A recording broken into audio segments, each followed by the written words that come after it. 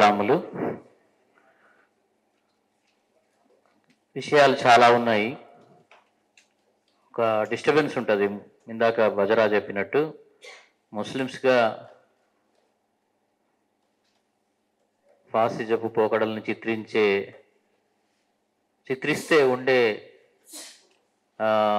Acceptancy సహ రచయితలుగా ముస్లింలు కాని వాళ్ళు రాస్తే నిజానికి ఎక్కువ యాక్సెప్టెన్సీ ఉంటుంది. అదే విషయాన్ని నేను బలపరుస్తూ ఉన్నా.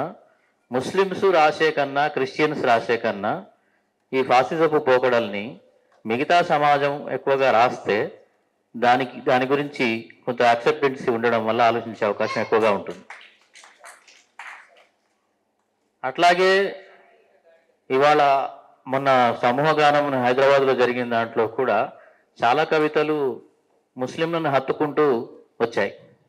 వాళ్ళతో సహజీవనము, తర్వాత వాళ్ళతో కలిసి అలాయి బలాయి సంస్కృతి ఏదైతే ఉందో ఆ సంస్కృతిని ప్రతిబింబిస్తూ చాలా కవితలు వచ్చాయి. కొన్ని కళనీళ్లు పెట్టించాయి. అంటే అట్లాంటి ఆ కవితలన్నీ మన బహుజన మిత్రుల నుంచి రావడం, అంటే దళిత మన ముస్లిమేతర మిత్రుల నుంచి రావడం చాలా బాగా అనిపించింది. ఆ వాతావరణం ఇంకా పెరగాల్సి ఉంది. అయితే మనకి ఒక గమ్మతైన విషయం ఏముందంటే, రాజకీయ నాయకులు ఇచ్చిన మంచి నినాదాన్నైనా మనం స్వీకరించడానికి వెనక ముందు ఆడతాం. నఫరత్ కి బజార్ మే మొహబ్బత్ కి దుకాన్ ఖోల్తా హూ అని చెప్పేసి రాహుల్ గాంధీ అంటే చాలా, అసలు అది మొత్తం దేశమంతా చాలా స్పీడ్గా అందరికీ నచ్చిన నినాదం. అది ఒక మంచి వాక్యం. అంటే విద్వేష బాజారులో ప్రేమ దుకాణాన్ని తెరుస్తున్నాను అని. అట్లాగే ఇవాళ ఆ విద్వేషాన్ని ప్రేమతోనే మనం జయించగలం అనేది అందరూ మాట్లాడుతూ ఉన్నారు.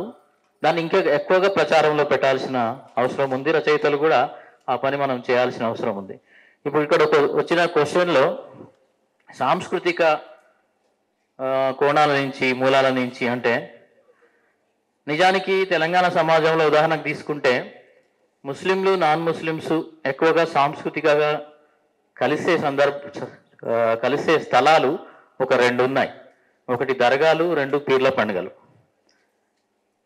వీటి చిత్రణ ముస్లింల కన్నా నాన్ ముస్లిమ్స్ చేస్తే చాలా బాగుంటుంది. చాలా తక్కువ మంది అట్లా చేస్తూ వచ్చారు. మాకొక ఇంటర్నల్ ఇబ్బంది ఏంటంటే, ముస్లింలలోనే కొన్ని జమాతులు ఆ దర్గాల దగ్గరికి పోవద్దని, పీర్ల పండుగ చేయొద్దని చెప్పి మాకు అడ్డం పడతా ఉన్నాయి. దాంతో ఏమవుతుందంటే ఆ చిత్రణ అనేది చాలా తక్కువ మంది ముస్లిం రచయితలు కూడా చేస్తూ ఉన్నారు. మా వాళ్ళే దాన్ని విమర్శించే పరిస్థితి ఉన్నది. దర్గా మీద నేను ఒక కథ రాశాను, వెంపల్లి షరీఫ్ 2-3 కథలు రాశాడు. ఒక మంచి అక్కడి ఉండే వాతావరణాన్ని, రొట్టెల పండుగ అని నెల్లూరులో ఎలా జరుగుతుందో, మస్తాన్ చావలి దర్గా గుంటూరులో ఎలా ఉందో, జాన్పాడ్ షహీద్ దర్గా దగ్గర కందూర్లు ముస్లింల కన్నా నాన్ ముస్లిమ్స్ ఎక్కువగా చేయడం వల్ల అక్కడ ఆ సంస్కృతి, మన అన్నారం యాకర్ణ దర్గా కావచ్చు, ఇక్కడ హాజీపేట దర్గా కావచ్చు, ఈ దర్గాల దగ్గర ఉండే వాతావరణం ఏదైతే ఉందో